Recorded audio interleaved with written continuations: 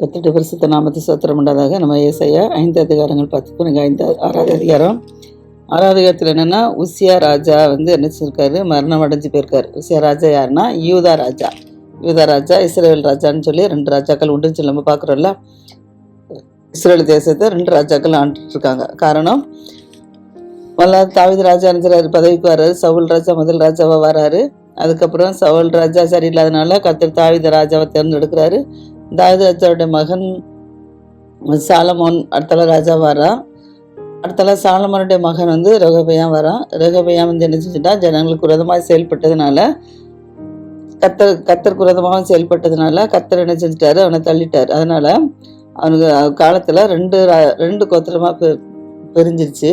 எருசலேம் எருசலேமும் யூதான்னு சொல்லி 2 கோத்திரமாக இஸ்ரேல் தேசம் பிரிஞ்சிருச்சு. அதில் தாவீது கோத்திரத்துக்கு கிடைச்சது யூதா கோத்திரம் தான். அந்த யூதா கோத்திரம் தான் கர்த்தரா இயேசு கிறிஸ்து பிறந்தார் சொல்லி பார்க்குறோம். இவங்களுக்கு 2 கோத்திரம் தான். மற்ற எல்லா கோத்திரமும் இஸ்ரேல் பக்கம் இருக்குது. அது எருசலேம், இது யூதா.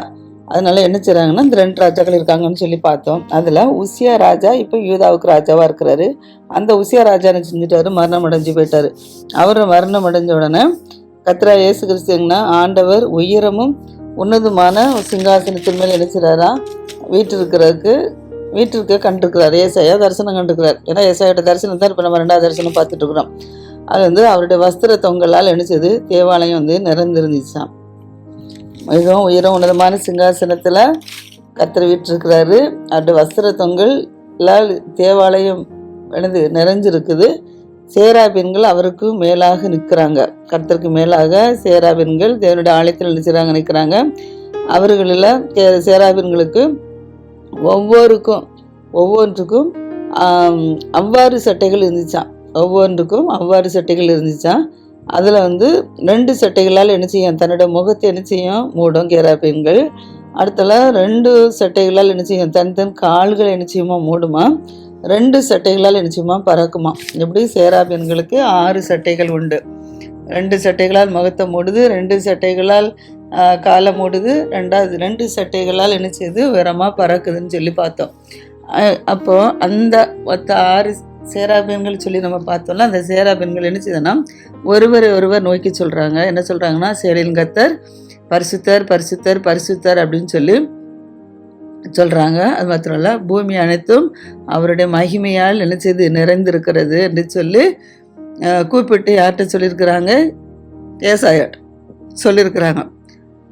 அப்புறம் கூப்பிடுற சத்தத்தால் வாசல்கள் நிலைகள் அசைஞ்சிச்சான். ஆலயம் புகையினால் இறந்திருக்கு. அதுக்கு தேவாலயம் அவருடைய வஸ்திர தொங்கலால் தேவாலயம் நிறைந்திருந்ததுன்னு சொல்லி நம்ம பார்க்குறோம். அங்கே 6 சட்டை சேராபீன்கள் ஒவ்வொன்றுக்கும் 6 சட்டை இருக்குன்னு சொல்லி பார்த்தோம்.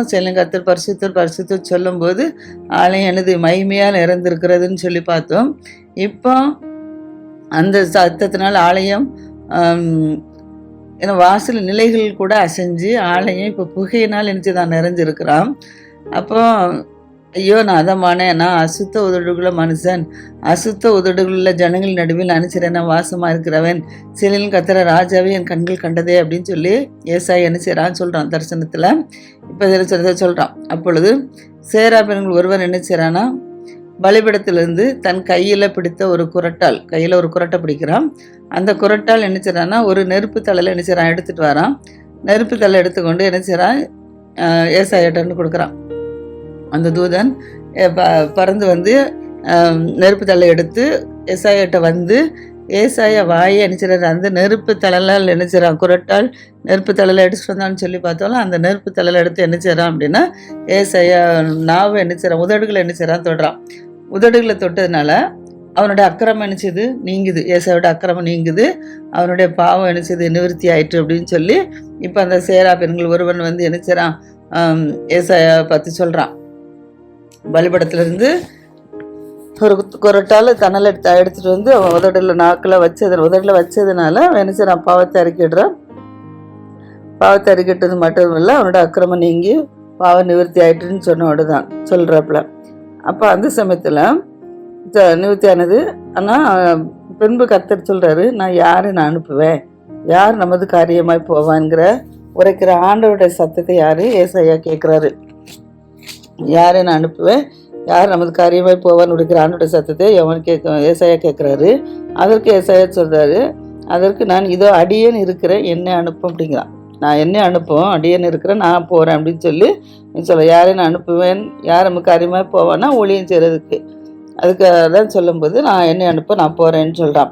சொன்னோன்னே இப்போ அவளது சொல்கிறாரு, நீ போய் அந்த ஜனங்களை நோக்கி, நீங்கள் காதார கேட்டும் உணராமலும் கண்ணார கண்டும் அறியாமலும் நீங்கள் இருங்க அப்படின்னு சொல்கிறாப்புல. கண்ணார கண்டும் அறியாமலும் இருங்க, காதால கேட்டும் உணராமலும் இருங்கன்னு சொல்கிறாப்புல. இந்த ஜனங்கள் என்ன செய்கிறாங்க? தங்கள் கண்களினால் என்ன செய்யாத காணாத படிக்கும், தங்கள் காதினால் கேளாத படிக்கும், தங்கள் இதயத்தினால் உணர்ந்து குணப்படாத படிக்கும், அவர்களை ஆரோக்கியமாக்காமலும் இருக்க நீ அவர்களை இந்த ஜனத்துக்கு கொளுத்ததாக்கி அவர்கள் காதுகளை என்ன செய்ய மந்தப்படுத்தி, காதுகளை மந்தப்படுத்தி அவர் கண்களை என்ன செய்து மூடி போடுங்கிறார். அப்புறம் சொல்கிறாரு, சொல்தான் ஆண்டவர். அப்பொழுது ஏசாயா சொல்கிறாரு, நான் ஆண்டவரே எது வரைக்கும் என்று கேட்டேன். எது வரைக்கும்னு சொல்லி கேட்குறாரு. ஏன்னா இந்த ஜனங்களை காதால் கேளாமலும் கண்ணால் கண்டு குணப்படாமலும் இருக்காங்கல்ல, அரைக்கும் உட்காந்துப்படி இருக்கிறதுனால அவர்களை நினச்சி அவர்களுடைய காதுகளை வந்தப்படுத்தி அவர்கள் கண்களை மூடி போட்டுன்னு சொன்னதான் சொல்லுதான் ஆண்டவன் எது வரைக்கும் அப்படின்னு சொல்லி கேட்குறான். அதுக்கு கர்த்தர் சொல்கிறாரு, பட்டணங்கள் குடியில்லாமல் போகும், வீடுகள்லாம் நினச்சி மனுஷர் சஞ்சாரிக்காதபடிக்கு அது பாழாய் கிடக்கும், பூமி என்னது ஒரு அவந்த வெளியாக நினச்சி இருக்கும். அப்போ கர்த்தர் என்ன செய்கிறாங்க? மனுஷரை தூரமாக என்ன செஞ்சுருவாங்க? விளக்கி வச்சிருவாப்புல. மனுஷரை தூரமாக கர்த்தர் விளக்குறதுனால் தேசத்தின் நடுவையும் முற்றிலும் நிச்சயமாக வெறுமையாக்கப்படுமா. தேசத்தில் நடுவையும் முற்றிலும் நிச்சயமாக வெறுமையாக்கப்படுமா சொல்கிறாரு.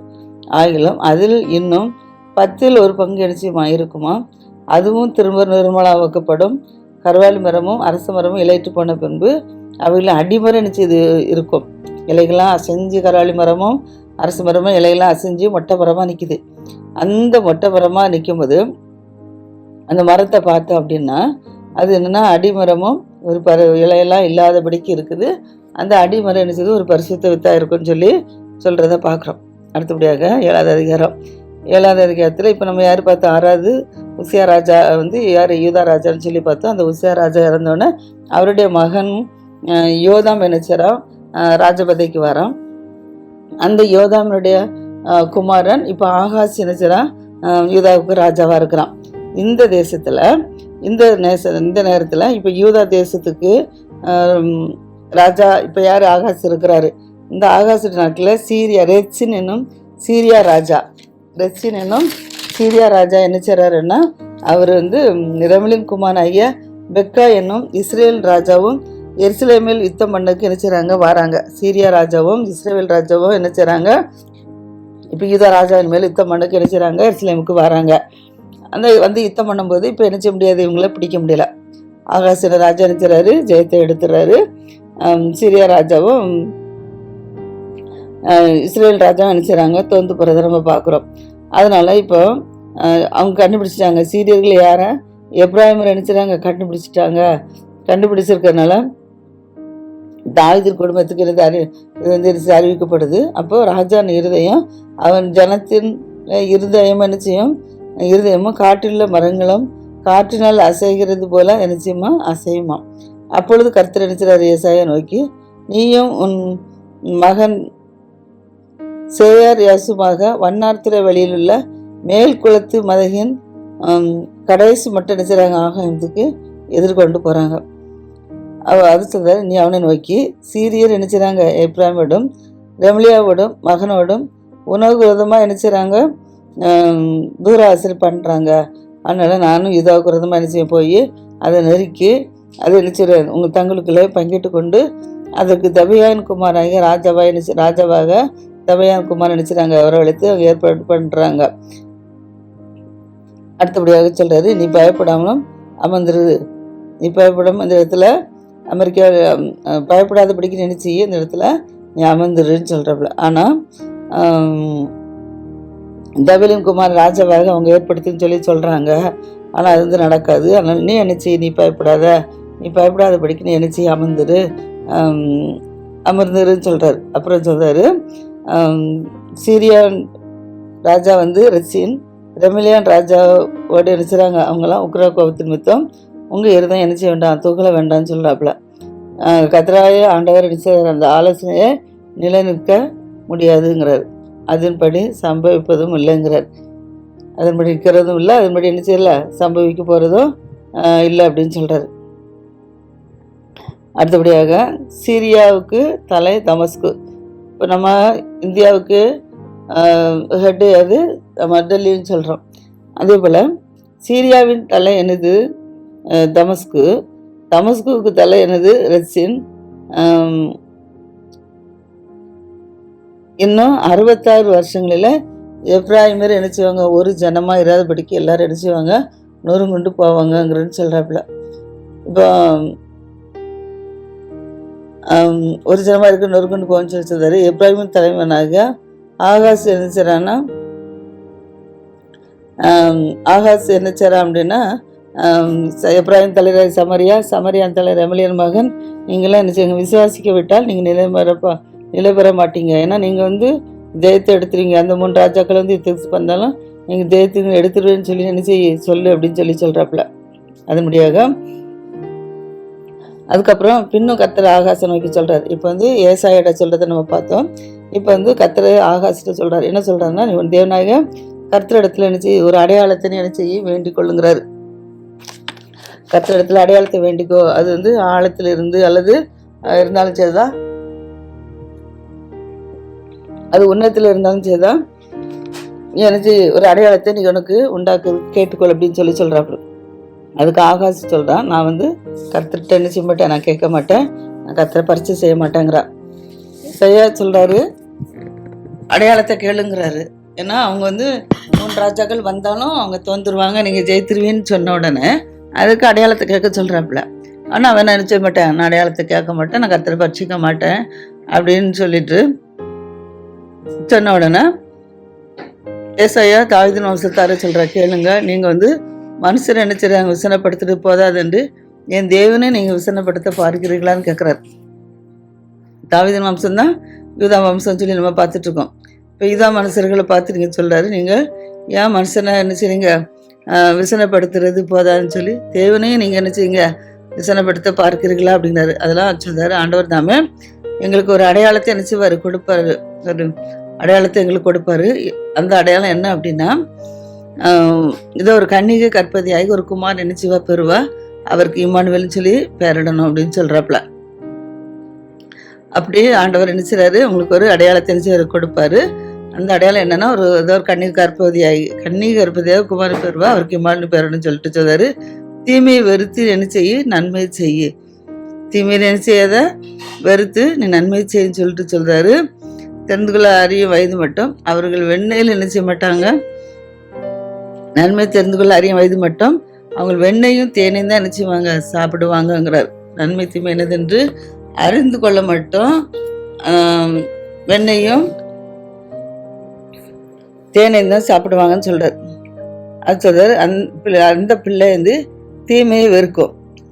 அந்த பிள்ளை அந்த வெண்ணையும் தேனையும் சாப்பிட்றதுல அந்த பிள்ளை என்ன செய்யும், தீமையை வெறுக்கும். நன்மையை என்ன செய்யும், அது தெரிந்து கொள்றதுக்கு அறிகிறதுக்கு முன்பே அருவருக்கிற தேசம் அந்த 2 ராஜாக்களால் என்ன செய்யுமா, விட்டு விடப்படுமா. அருவருக்கிற தேசம் இப்போ பார்த்தாலும் 3 ராஜாக்கள் வந்தாங்கன்னு சொல்லி போல அவங்க அந்த 2 ராஜாக்கள்கிட்ட என்ன செய்வாங்க, விட்டு விடப்பட்டு போயிடுவாங்களாம். எப்ராஹிம் என்ன செய்தான், யூதாவை விட்டு பிரிந்து போயிட்டுருக்கோம். எப்ராஹிம் யூதாவிட்ட தான் இருக்குது. இப்போ யூதாவை விட்டு எப்ராஹிம் நினச்சது பிரிஞ்சு போன நாள் முதல் வராத நாட்கள், அவங்க பிரிஞ்சு போன நாள் முதல் கொண்டு வராத நாட்கள் வரைக்கும் நினைச்சது, உன ஜனத்தின் மேலும் உன் பிதாவுடைய வம்சத்தின் மேலும் அசிரியான் ராஜான் மேலே நினைச்சுவேன் நான் வர பண்ணுவேன் அப்படிங்கிறார். அந்நாட்களில் கர்த்தர் நினைச்சாரு, எகிப்தின் நதிகளாயின் கடையாந்திரங்கள் உள்ள எகிப்தில் உள்ள கடையாந்திர நதியில் உள்ள அசிரியா தேசத்தில் இருக்கும் தேனி, இதெல்லாம் நினைச்சுவாரா பயில் காட்டி கர்த்தர் நினைச்சவரை அழிப்பார். எகிப்து தேசத்து கடையாந்திரத்தில் உள்ள அசிரியா தேசத்தில் தேனியை கர்த்தர் நினைச்சுவார் பயில் காட்டி அழைப்பார். அவைகள் என்ன செய்யும், ஏகமாக வனாந்திரங்களிலும் பள்ளத்தாக்கிலும் என்ன செய்யும், கண்மலை வெடிப்புகளிலும் என்ன செய்யும், எல்லா முக்கடுகளிலும் மேய்ச்சல் என்ன செய்யுமா, எல்லா இடங்களிலும் அவங்க என்ன செய்யுமா, தங்கி இருக்குமா. அந்த சமயத்தில் ஆண்டவர் என்ன செய்வார், கூலிக்கு வாங்கின ஒரு சவரன் கத்தி, கூலிக்கு வாங்கின சவரன் கத்தினாலும் நதியின் அக்கறையில் உள்ள அசிரியா ராஜாவின் தலைமறினாலும் அக்காலத்தில் ஒருவர் நினைச்சிடான் ஒரு இளம்பசையும் 2 ஆட்டுக்கடைகளையும் நினைச்சிடான் வளர்க்குறான்னு வச்சுக்கிறோங்க. அது பூரணமாக நினைச்சது. அது பால் கறக்கிறபடினால வெண்ணெயும் நினைச்சிடான் சாப்பிட ஆரம்பிக்கிறான். தேசத்தின் நடுவில் நினைச்சிடான். தேசத்தின் நடுவில் மீதியாக இருக்கிறவர்கள்லாம் நினைச்சது அவங்கெல்லாம் வெண்ணெயும் தேனையும் நினைச்சுவாங்களாம், சாப்பிடுவாங்களாம். அதனால 1000 வெள்ளிக்காசு பெறும் 1000 திராட்சை ரசம் என்ன செய்யுமோ அப்படின்னா 1000 திராட்சை செடி இருந்த நிலமெல்லாம் முட்செடியும் நெரிஞ்சிலும் ஆயிரும். 1000 வெள்ளிக்காசு பெறும் 1000 திராட்சை செடி இருந்த நிலமெல்லாம் இப்போ என்ன செய்யுது? முட்செடியும் நெரிஞ்சிலுமா ஆயிருமா. தேசம் எங்கும் முட்செடியும் நெரிஞ்சிலும் உண்டாகிறதுனால அம்புகளையும் உள்ளிலையும் பிடித்து அங்கே போக வேண்டியதாக இருக்குங்கிறாரு. தேசமங்கம் முட்செடியும் நெரிஞ்சில் இப்போ இதெல்லாம் உண்டாயிருக்கு. அம்புகளையும் உள்ளிலையும் பிடித்து அதெல்லாம் நினச்சி போக வேண்டியதாக இருக்கும். மண்வெட்டியால் கொத்தப்படுகிற மலைகள் உண்டு. மண்வெட்டியால் கொத்தப்படுகிற மலைகள் உண்டு. மலைகள் உண்டு. ஆனால் முட்செடிகளுக்கும் நெரிஞ்சல்களுக்கும் பயப்படுவதனால் அவைகள் ஒன்றுக்கும் என்ன செய்யுது? போகிறதுக்கு கூடாதபடியாக இருக்குது. அவர்கள் மாடுகள் என்ன செய்கிறாங்க? ஓட்டி விடுவதற்கும் ஆடுகளை மிதிப்பதற்கு என்ன செய்யும் இடமா இருக்கும்னு சொல்கிறாப்புல. அடுத்தபடியாக 8வது அதிகாரம் 8ல் கர்த்தர் என்ன சொல்கிறாருன்னா, இப்போ கர்த்தர் ஏசாயை பார்த்து சொல்கிறாரு என்னென்னா, நீ ஒரு பெரிய பத்திரத்தை எடு. அந்த பத்திரத்தில் என்னதுன்னா எப்படி மனுஷர்கள் எழுதுவாங்களோ அதன்படி என்ன செய்ய நீ அதில் எழுதுங்கிறார். என்ன எழுத சொல்கிறாருன்னா, மகேர் சாலால் அஸ் பாஸ் என்று அப்படி சொல்லி என்ன சொல்கிறாப்புல எழுத சொல்கிறாப்புல. அப்பொழுது ஏசாயா சொல்கிறாரு, நான் உண்மையில சாட்சிக்காரராகிய ஆசாருடைய உரியாவையும்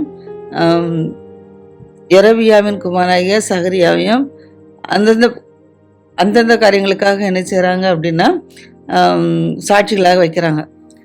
ஏன்னா இப்போ என்ன செய்கிறாரு? பத்திரத்தை எடுத்தணும், பத்திரத்தில் ஏசாயோட மகன் பேரை எழுதணும், அடுத்தெல்லாம் உண்மையில சாட்சிக்கார ஆசாரன் உரியாவை என்ன நான் கொண்டு வரணும். பெபையான் குமாராக சகரியா அதுக்கு சாட்சிகளாக என்ன செய்கிறாரு? இப்போ அவர் வைத்து கொள்கிறாரு. ஆனால் என்ன சொல்கிறாருன்னா, நான் தீர்க்கதரிசியானவளை சேர்ந்த போது, யார்? ஏசாயா அவனுடைய மனைவி ஒரு தீர்க்கதரிசி. அந்த தீர்க்கதரிசியாவளை நான் சேர்ந்த போது அவள் என்ன செய்கிறா? கற்பகுதி ஆகுதி ஒரு குமாரன் என்ன செய்தா பெறுறா. அப்பொழுது கர்த்தர் என்ன செய்கிறாரு? அந்த குழந்தைய பெற்று எடுத்த உடனே அப்பொழுது அதற்கு மகேர் சாலால் அஸ்பாஸ் என்னும் பேரை என்ன செய்கிறார்? சொல்லி கர்த்தர் சொல்கிறாரு. இந்த பிறந்த குழந்தை அப்பா அம்மான்னு சொல்லி கூப்பிடலன்னும். அந்த கூப்பிடுறதுக்கு அறியறதுக்கு முன்பாக என்ன சொல்கிறாருன்னா, தமஸ்குவில் உள்ள ஆசையும் சமாரியாவில் உள்ள கொள்ளையும் அசிரியான் ராஜாவுக்கு முன்பாக என்ன செய்யும்? கொண்டு போகப்படுங்கிறாரு. அப்புறம் கர்த்தர் சொல்கிறாரு, இந்த ஜனங்கள் என்ன செய்யுது? மெதுவாய் ஓடுகிற சீலோவின் தண்ணீர்களை என்ன செய்தான்? அசட்டை பண்ணுதான். மெதுவாக ஓடுகிற சீலோவின் தண்ணீர்களை அசட்டை பண்ணுது. ரெத்சினியும் ரெமலியாவின் குமாரனையும் சார்ந்து என்னவங்க என்ன செய்கிறாங்க? சந்தோஷிக்கிறாங்களாம். இந்த சமயத்தில் ஆண்டவர் வல்லமை உள்ளத்தெல்லாம் ஆற்றினரை போன்ற அசிரியாவின் ராஜாவையும் அவனுடைய சகல ஆடம்பரத்தையும் அவர்கள் மேல் என்ன செய்தார்? பொருளை பண்ணுறாரு. அது அவர்களுக்கு என்னது? அவர்கள ஓடைகள் மேலங்கும் போய் அவைகள் என்ன செய்கிற எல்லா கரைகள் மேலே என்ன செய்யுமா? புரண்டு வருமா. அப்புறம் யூதாக்கள் புகுந்து என்ன செய்தான்? பிரவாகித்து கடந்து கழுத்து மட்டும் என்ன செய்கிறாப்புலாம் இது வரவுன்னு சொல்கிறாப்புல. அப்புறம் இம்மானுவேலே அவன் செட்டைகளின் விரிவு உமது தேசத்தில் என்ன செய்யும்? விசாலத்தை மூடுங்கிறார். அதனால் ஜனங்களே, நீங்கள் என்ன செய்யுங்க? கூட்டம் கொடுங்க, நீங்கள் முறியடிக்கப்படுவீர்கள். தூரதேசராகி நீங்கள் எல்லாரும் என்ன செய்வீங்க? செவி கொடுங்க, இடைக்கட்டி கொடுங்க, முறிந்தோடி நீங்கள் என்ன செய்வீங்க? போவீங்க அப்படின்னு சொல்லி சொல்கிறாப்புல. அடுத்த ஆலோசனை செய்யுங்க, அது அபத்தமாகும். வார்த்தையை வசனிங்க, அது என்ன செய்யுது? நிற்காது அப்படின்னு சொல்லி சொல்கிறாப்புல. அப்புறம் தேவனுடைய கரம் ஏசாயா மேலே அமருது. அவர் சொல்கிறாரு, அவர் ஏசாயோட பேசி என்ன சொல்கிறாருன்னா, நான் அந்த ஜனத்தின் வழியில் நடாதபடிக்கு எனக்கு நீ என்ன செய்ய புத்தி சொல்லி விளம்புறாராம். அது என்ன புத்தி சொல்லினா, இந்த ஜனங்கள் என்ன செய்கிறாங்க? கட்டுப்பாடுன்னு சொல்லுறதெல்லாம் நீங்கள் கட்டுப்பாடுன்னு சொல்லி சொல்லாத படிக்கும். அவர்கள் பயப்படுற பயத்தின்படி நீங்கள் பயப்படாமலும் கலங்காமலும் இருங்கன்னு சொல்கிறார். கலங்காமலும் இருந்து சேனையில் கர்த்தரை என்ன செய்யுங்க? நீங்கள் பரிசுத்தம் பண்ணிக்கொள்ளுங்க. அவர் தான் உங்களுக்கு பயமும், அவரே உங்களை என்ன செய்து அச்சாரமாக இருப்பாராகன்னு சொல்லி பார்க்குறோம். அப்புறம் சொல்கிறாரு, அவர் உங்களுக்கு பரிசுத்த ஸ்தலமாக இருப்பாராம். ஆகிலும் இஸ்ரவேலில் 2 கோத்திரங்களுக்கு இடையே தங்கள் கல்லும் இடுதலுக்கு எதுவான கண்மலையும் எருசலேம் குடிகளுக்கு சுருக்கும் கண்ணியுமா நினைச்சுவாராம் இருப்பாராம்.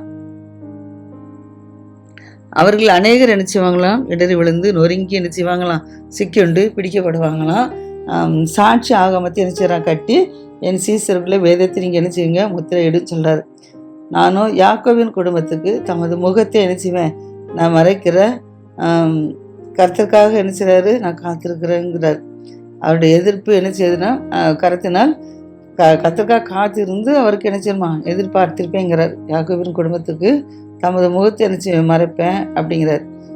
இப்போ என்ன, இதோ நான் கர்த்தர் எனக்கு கொடுத்த பிள்ளைகளும் சியோனில் பருவதங்களும் ஆயிரமாயிரமாக என்ன செய்யறான்னா சியோனில் என்ன பருவத்தில் வாசமாக இருக்கிற சேனின் கர்த்தராகிய இஸ்ரவேலின் அடையாளங்களாகவும் அற்புதங்களாகவும் நாங்கள் என்ன செய்கிறோம் இருக்கிறோங்கிறார். சாட்சி ஆகமத்தை கட்டுறாங்க, சீசர்களை வேதத்தை நினைச்சுறாங்க முத்திரையிட சொல்லி சொல்கிறாரு. அதனால இவங்க யாக்கோவின் வம்சத்துக்கு தமது முகத்தை மறைக்கிற கர்த்தருக்காக காத்திருந்து அவருக்கு என்ன செய்கிற நாங்கள் எதிர்பார்த்துருப்போங்கிறாரு. அங்கே அவங்க பிள்ளைகளுக்கு சியோன் பத்து வாசம் வர சேனின் கர்த்தரால் இஸ்ரவேலில் அடையாளங்கள் அற்புதங்களை நினைச்சிடும் அற்புதமாக இருக்கிறோம் அப்படிங்கிறப்பல. அது என்ன அற்புதம் அடையாளம்னா அவர்கள் நோக்கி சொல்றாரு, அஞ்சனம் பார்க்கிற இடத்திலும் முணுமுணன்று ஓதுகிற குறுகிற இடத்திலும் நீங்கள் இருந்துச்சுங்க விசாரிங்க அப்படின்ட்டு சொல்லும்போது ஜனங்கள் தங்கள் தேவனிடத்தில் ஏன் விசாரிக்க வேண்டியது, உயிருள்ளவர்களுக்காக சித்தவரிடத்தில் போய் என்ன விசாரிக்கலாமாங்கிறாப்புல. அப்போ வேதத்தையும் சாட்சி ஆகமத்தையும் என்ன செய்ய நீ கவனித்து கொண்டு இந்த வார்த்தையின்படியே சொல்லாவிட்டால் அவர்களுக்கு என்ன செய்யுது விடிய காலத்து வெளிச்சம் வராது அப்படிங்கிறாரு.